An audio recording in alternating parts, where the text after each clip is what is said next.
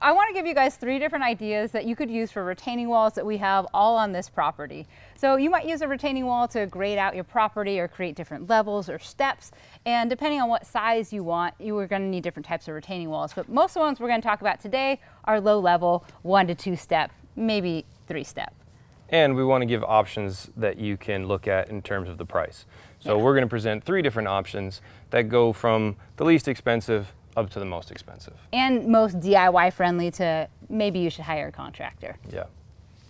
So one of the easier types of retaining walls you can build, and one of the most affordable, is using stones that you might already have on your property. So if you have a property with lots of rocks, easy way to go, especially if you have angular rocks. Those are really easy to stack. The round ones work well too. You just want to be a little bit more creative about how you stack them to make them look nice. This wall is about 12 inches. I have about a 6-inch hand, so this is about a 12-inch wall. We put in some anchor boulders that some of these were on site. We brought some of these in, and what I think this does is it breaks up the wall, but it also stabilizes it as well. And I think it's just a nice touch along the side, but also it's just a softer look than to some of the more modern types of retaining walls. So what we have here is a pressure treated retaining wall. Now we use pressure treated lumber on the back side of this because it's going to be in contact with the ground, and pressure treated is going to last a lot longer when it's in contact with moisture and the earth. But it's not as pretty to look at or as easy to finish. So in order to make it look nicer, we face that pressure treated lumber with cedar boards. Cedar is another great exterior use timber. It's able to withstand a lot in nature, but just to hold up for a little bit longer, we ended up staining and sealing this. This one's about 10 to 12 inches, but you can build them significantly higher if you want to use some stronger footings in the back end, 4x4 pressure treated posts, concrete footings, and then you could build these retaining walls a lot taller than this one. Lastly, you might consider a masonry type wall. This one was built out of CMU block, and we used stone veneer on the top and on the face of it. It makes it a lot more expensive, but it really is beautiful. You can see this is actually an accent wall, but you can absolutely use CMU block, and it's a very common material for a retaining wall to be built out of.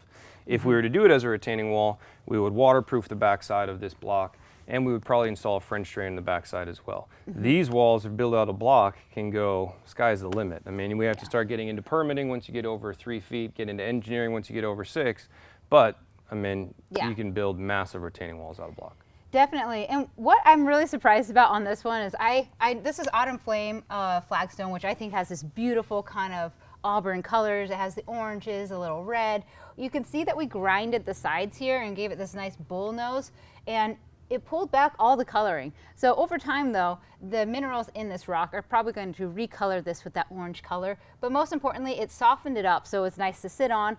Ryan actually was discussing earlier that the height of this is perfect for sitting, and then also if you want to have a party, you could use them. Oh, drinks. Yeah. Putting a drink down, I just knocked his wine glass over. No. So all in all, I mean, they came together really well. This is probably the most expensive option. This would definitely be the most expensive of the 3, just because it is a little bit more labor and material intensive. Yeah.